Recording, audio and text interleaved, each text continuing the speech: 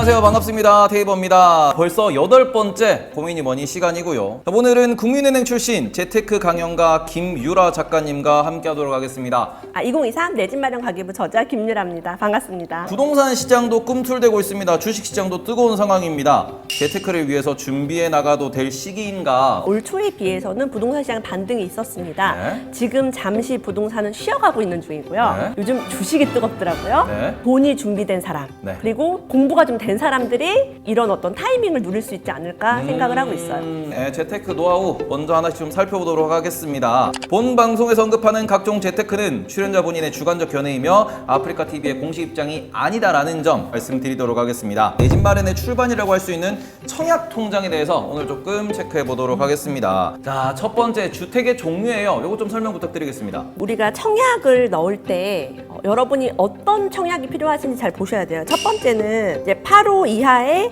이제 국민주택, 그리고 민영주택은 이제 민간 건설사에 지은 주택이 있어요. LH나 뭐 서울도시공사 이런 데서 공급하는 게 있고, 그럼 나는 임대 아파트를 들어가고 싶은지, 청년주택 이런 데 임대로 가고 싶은지, 아니면 내가 매매를 좀 하고 싶은지를 결정을 하시면 좋을 것 같아요. 네, 청약통장의 종류, 네, 이것도 조금 살펴보도록 하겠습니다. 과거에는 청약예금, 부금, 청약저축 이런 통장이 있었고요. 지금 이게 없어졌습니다. 그래서 지금은 주택, 청약, 종합, 저축 한 가지만 있습니다. 만약에 우리 부모님이 모르고 국민주택만 가능한 청약저축을 가입했다면 84 이하만 넣을 수 있고요. 84라고 하면 84형이죠. 네네, 그 이하만 할 수 네. 있고, 아니면 임대 아파트만. 근데 청약 예금 부금은요, 임대 아파트는 넣을 수가 없습니다. 또 네. 큰 평수를 또 넣을 수 있어요. 그러니까 이런 걸 잘 보셔야 돼요. 내 지금은 큰 평수도 다 넣을 수 있는 거죠. 그쵸. 금액에 따라서 이제 네. 넣을 수가 있는데, 난 임대로 좀 임대 아파트, 새 아파트 들어가고 싶다 하시는 분은 주택, 청약, 종합, 저축으로 바꾸시는 걸 추천을 드려요. 그럼 다 알겠습니다. 되거든요, 이거는. 자, 그 다음으로는 자격 요건입니다. 어떤 사람이 가입을 할 수 있는가? 네, 그래서 이제 2009년 5월 6일부터는 이제 주택, 청약, 종합, 저축으로 통합이 됐기 때문에 새로 가입하시는 분은 이제 이거 하시면 되고요. 적립 방법은 2만 원에서 50만 원 이내에 자유롭게 납입을 하시면 됩니다. 네. 내가 돈이 없어요. 그럼 굳이 50만 원 넣을 필요가 없습니다. 네. 2만 원씩 넣고 있다가 내가 정말 청약을 하고 싶을 때 좀 더 많이 그때 가서 집어넣어서 금액을 채우시면 돼요. 민영주택 페이지 한번 보여주시죠. 내가 사는 지역이 어딘가가 중요해요. 네. 주민등록지가 중요합니다. 여러분 서울 사람은 서울에만 청약할 수 있다.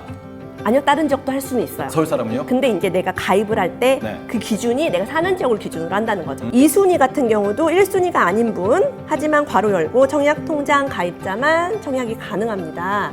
그래서 이거를 꼭 가입을 해주셨으면 좋겠고요. 빨리 가입해서 최소한 2년은 내꺼놔야 네. 뭐라도 할 수 있다. 네, 1순위 제한자, 인기 있는 지역은 전부 다 1순위에 마감됩니다. 네. 오늘 뭐 은행에 가면 설명을 다 들으시겠지만 금액을 정하셔야 돼요. 그러니까 매달 2만 원씩 넣으시더라도 공고일 기준으로, 자 밑에 써 있죠. 지역은 입주자 모집 공고일, 그러니까 입주자를 모집하겠습니다. 청약을 언제 이제 집어 넣을 수 있는 날짜가 나올 때가 있어요. 네. 그 날 전에 이 금액을 맞춰 놓으셔야 돼요. 그러면 다음 이미지 또 준비되어 있나요? 제가 이제 특별 공급에 대해서 얘기를 할 건데요. 공급이 두 가지가 있어요. 특별 공급을 먼저 하고 일반 공급을 합니다. 청년 특별 공급. 청약홈이라는 사이트예요. 저기 들어가면 청약 일정이 나오는. 네, 지금 제 얘기를 듣고서도 잘 모르겠다 하시는 네. 분은 여기 들어가서 보시면은 자세하게 안내가 다 나와 있고요. 청약 홈에 들어가면은 네. 우리가 정보를 다 확인할 수 있고 네, 일정을 확인할 수 있다. 국가에서 운영하는 페이지니까 네. 이제 믿고 하시면 되고요. 공고단지 청약 연습 사이트가 있습니다. 이것도 연습이 있어요? 네, 왜냐면 이게 어려워요. 내가 잘못하면 어떻게 되냐면 부적격으로 취소가 돼요. 여러분이 관심이 있는 그런 단지가 있으면 연습을 한번 해보시면 좋을 것 같고요. 많은 사람들은 네네. 부동산은 끝났다, 또 이런 분이 계세요. 금리가 오르니까 아니다. 근데 지금 보시면은 공급 세대수가 65세대 중에 네. 통장이 몇 개 들어왔냐면 10,000개가 들어왔습니다. 65개의 부동산에 10,000명이 지원했다. 네, 로또급이죠. 근데 이게 많은 사람들이 이런 걸 모르니까 청약 자체를 안 넣어요. 아 근데 지금 이 정도면 청약을 일단 다 넣어봐야 되는 상황이네요. 그러니까 아무거나 넣으시면 안 되죠. 그러니까 본인이 여기 괜찮다 그쵸, 싶은 그쵸, 데는 그쵸, 그쵸. 일단 주택 청약 같은 경우에는 지금 시장의 분위기가 좀 뜨거운 상황이고 청약 통장이 있다면은 도전해 볼 만한 시기다. 그러니까 청약 통장이 없다면은 빨리 만드셔라. 그리고는 최소 2년 정도는 있어야 되고 네. 2년 동안 매월 2에서 10만 원 정도를 넣으셔야 되고 네, 아니면 만약에 내가 추첨을 하고 싶으면 그런 큰 금액을, 금액을 네. 입금하셔야 됩니다. 그 게스트 빨리 모시도록 하겠습니다. 네, 슈퍼스타 오셨습니다. 안녕하세요. 첫 번째 순서는 MBTI가 어떻게 되시는지 먼저 말씀을 해주시면은 INFJ, 자 독창성이 뛰어나고 내적 독립심, 정신적 지도자. 투자를 초보자가 하려면 귀가 좀 얇아야 잘하거든요. 초보 때는. 초보일 때는. 그쵸. 네. 내가 경험이 없을 때는 뭐를 사야 될지 몰라요. 네. 뭐 테이버님 얘기를 듣고 뭐 한다거나 네. 그래야 되는데 그러기가 좀 힘들다. 아 그래서 이제 네. 진입 장벽이 높다. 맞아요. 자 그리고 MBTI별 소득 순위에 관한 자료가 있습니다. 한번 좀 열어주실까요? 이건 저도 처음 보는데 위에 없는데? 1등. 1등이야? ENTP요? 네. 나 ENTJ 2등.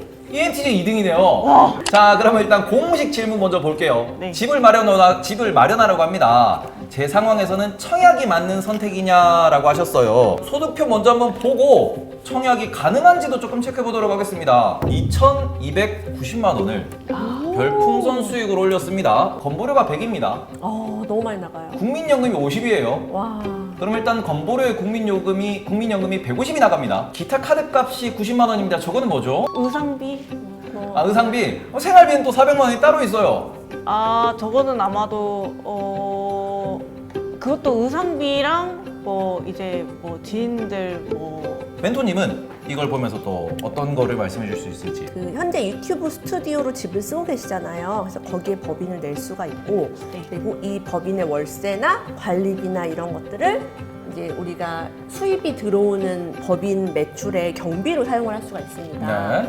그리고 심지어는 내가 이동하는 차량이나 택시비 이런 것도 다 가능해요. 그럼 월세도 월세도 처리할 수- 돼요.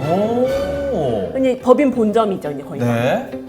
자, 그래서 저는 저도 그렇고 멘토님도 그렇고 법인으로 조금 전환을 하시는 게 고정 지출을 줄일 수 있는 방법이 될 수 있다. 그리고 세금적인 측면에서도 조금은 줄일 수 있다. 자, 그러면 일단 첫 번째 공식 질문. 20대 중반 여자가 접근하기 쉬운 재테크 방법은 무엇입니까? 라는 질문을 먼저 주셨어요. 네. 재테크를 안 하는 이유가 또 청약을 또 노리고 있잖아요, 제가. 네네네. 근데 또 청약 당첨에 돈이 없으면 또 아니, 그 적금이나 예금은 상관없죠. 네. 여기서 하나 중요한 건 요즘 뱅크런 이슈가 있잖아요. 네. 지금부터 만약에 내가 예금한다. 그럼 불안하잖아, 어쨌든. 네. 5천만 원 나누셔야 돼요. 근데 은행별로 예금을 좀 나눠서 넣어라. 네. 이자만 보고 넣지 마라. 네. 절세와 절약, 저축 꿀팁에 대해서 질문을 주셨어요. 종합적으로 얘기한 것 같아요. 법인으로 돌리면 자동으로 절약이 될 것 같고요. 네. 아까 말한 것처럼 법인 돈도 함부로 쓸 수가 없잖아요. 네. 절약이 되지 않을까. 음. 법인 통장에 차곡차곡 쌓이지 않을까 생각을 합니다. 네. 연간 2억 이하의 수입일 때는 법인세 10%밖에 내지 않기 때문에 개인 소득세보다 훨씬 절약을 할 수 있고요. 매일 차트를 확인하고 불안해할 것 같아서 주식에 입문을 못합니다. 마인드 컨트롤 할 수 있는 방법이 있냐라는 질문을 주셨습니다. 남의 얘기를 들으면 안 되지 않아요? 그 정도로 내가- 공부를 해야 된다. 그쵸. 내가 이 종목이 정말 좋고 이 ETF가 좋아서 투자를 했으면 그대로 가야 되는데 종목 토론방? 예, 정토방. 그럼 괜히 보면은 막 일단은 저는 이렇게 말씀을 드리고 싶은 게 비슷한 얘기일 것 같아요. 불안해한다라는 거는 본인이 확신이 없기 때문이에요. 애초부터 주식은 장사예요. 이거를 얼마에 떼와서 얼마에 팔 수 있겠다라는 팔 가격이 보이면 사는 거예요. 가격을 결정할 수 있는, 가격을 좀 계산할 수 있는 그런 방법들이 있어요.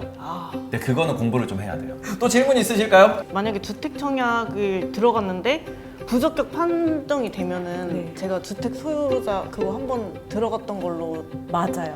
신중하게 하셔야 되고 그래서 막 연습도 하고 이러는 거예요. 연습이 중요하다. 네네. 우리가 집 산다고 모든 게 끝나는 게 아니거든요. 그 외에도 계속 투자를 해야 되고 뭔가 활동을 해야 되기 때문에 앞으로 경제라는 것에 대해서 공부를 조금씩 해 나가시는 걸로 이렇게 정리하면 좋을 것 같습니다. 오늘 진짜 나오기 너무 잘한 것 같고 제가 또 너무 많은 정보 또 뒤에서도 많이 듣고 앞에서도 너무 많이 들어가지고 진짜 너무 행복합니다. 자, 그럼 8회차 고민이 뭐니는 추정님과 함께 했고요. 9회차 때도 재미있는 콘텐츠 혹은 또 도움이 되는 콘텐츠로 찾아뵙도록 하겠습니다. 그러면 모두 오늘도 찾아주셔서 감사합니다. 그럼 하나, 둘, 셋, 안녕!